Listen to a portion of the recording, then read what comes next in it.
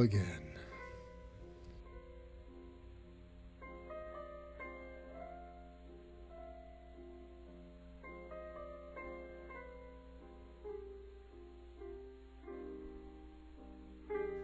In case you forgot, Angie was eaten by bushes.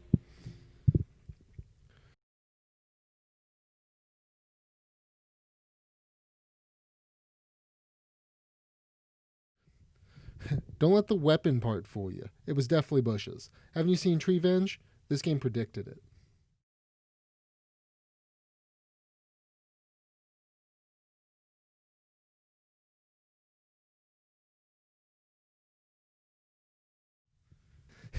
Ted drank a full bottle of whiskey and proceeded to get it everywhere.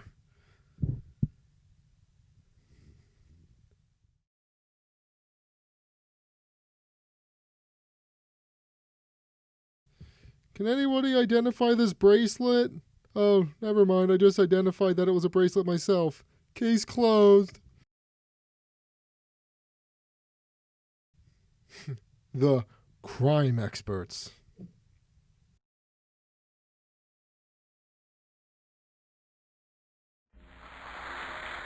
Now, without further ado, I would like to welcome our friend Knock 'em dead, and Tiger. benefactor, Mr. Indeed. Walter Klink.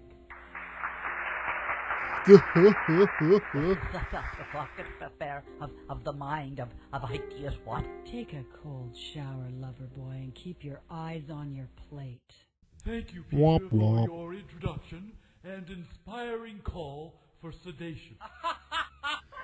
I'll be here all week. I mean sedition. Our two enemies are taxes and government regulation. Both can be slaughtered. No, by I mean it. Let's inspiring murder both fear of them. in the general population. A nation He in reminds me of fear one of those paintings is in a old nation horror willing films where to the eyes accept follow you. drastic measures. Whoa, whoa.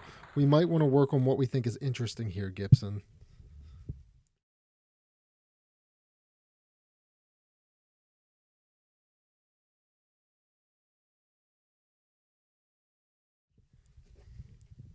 Extract? Is that the word we're looking for here?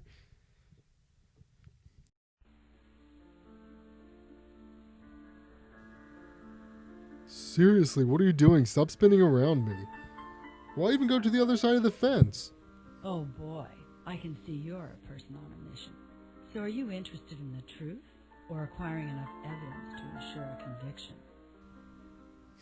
I'm only interested in seeing this goofy plot play out. All right, then that's what you'll get. What do you want to know? Why is the sky blue? Why do fools fall in love? Who wears short shorts? I was with my boyfriend, Rolf Klink, at a fundraising dinner for the fascist party. Fucking commies.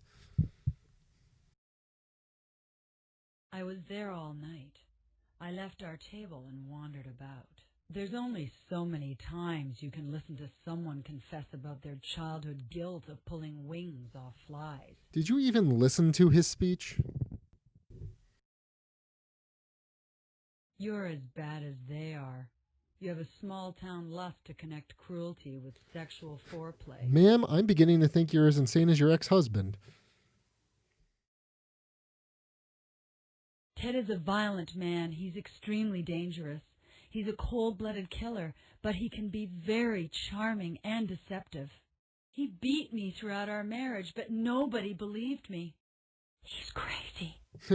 Didn't need any additional backstory to learn Ted was crazy, but thank you. I gave it to him when we were dating. When we split, I asked for it back. I kept it in a box up in my room. Then I started getting these hellish nightmares, visions of torture and desperosity. When Ted escaped, he called and said he wanted it back, and it was then I realized that the nightmares were coming from that bracelet. I left it under the mat on the stairs of his apartment. It's an evil token. Ah, I'm so not you surprised are he dropped it at crazy. the scene of the murder. You two were made for each other. I was with my boyfriend, Rolf Klink, at a fundraising dinner for the fascist party.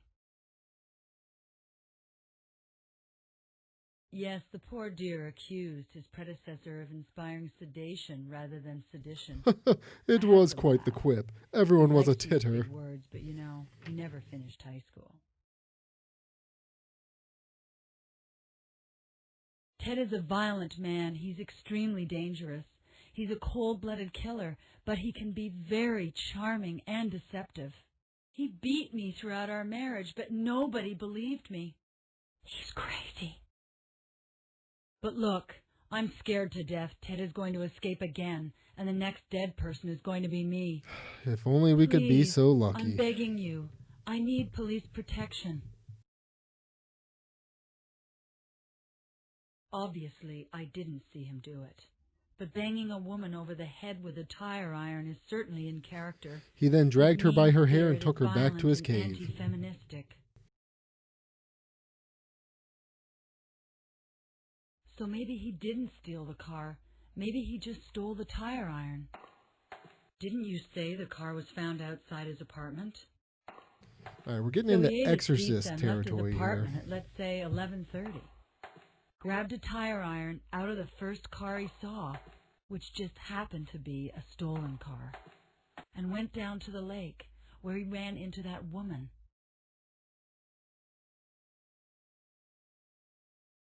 Because you just told me.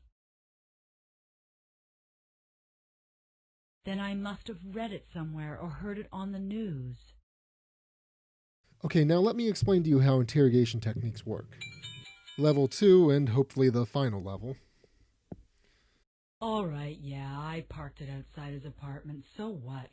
How was I to know he stole it? Wait a minute, she I just thought it was confessed. his. Jesus, this game is ridiculous. I was at the dinner, and went out for a smoke. Went out for a I was smoke and, walking up the lake felt like road committing when Grand I Theft saw Auto. this red car coming straight at me, trying to kill me. This woman with short red hair was driving. She was hysterical. She Yeah, jumps out okay, of I the buy car that. and starts walking ahead of me up the lake road. The next thing I see Ted driving this black dude in another car. Whoa, careful The there. black dude gets out, gets into the red car, and then starts trolling for the red-haired woman. She crosses the road and starts walking real fast. He crosses over and starts driving real slow beside her on the wrong side of the road.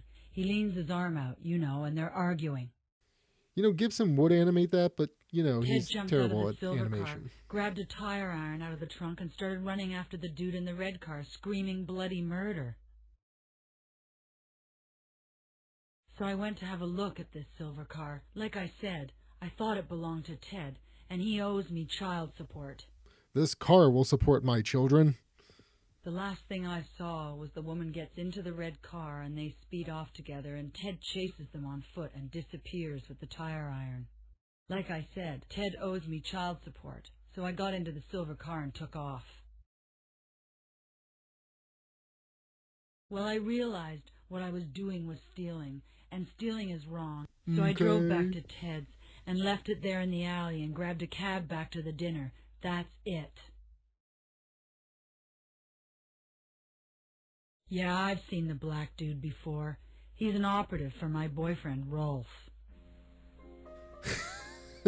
But enough about this interrogation.